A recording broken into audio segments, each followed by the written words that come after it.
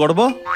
আপনার মতো চোরকি হয়ে এদিক ওদিক পাক খাবো নাকি? হ্যাঁ, ঠান্ডা মাথায় বিষয়টা নিয়ে ভাবতে হইবে।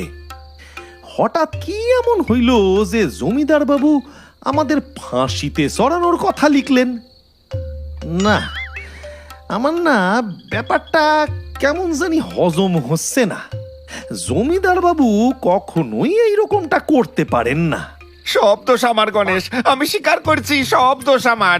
আমি জমিদার বাবুকে তোমার বিরুদ্ধে তাঁতিয়েছিলাম, যার জন্য নিশ্চয়ই উনি এইরকম পদক্ষেপ নিয়েছেন। আমার ভুল হয়ে গেছে গণেশ, আমাকে ক্ষমা করে দাও আর এই কারাগার থেকে মুক্তির উপায় বাতলাও। ভাবতে দেন নায়েব মশাই, আমার একটু ভাবতে দেন। ভাবো ভাবো, আমিও ভাবছি। এই না না না না না না না, যার দ্বারা যেটা হয় না তার সেটা করাই উচিত না। সবাই সব পারবে তার তো কোনো মানে নেই না। হ্যাঁ, বরং আপনি ভাবার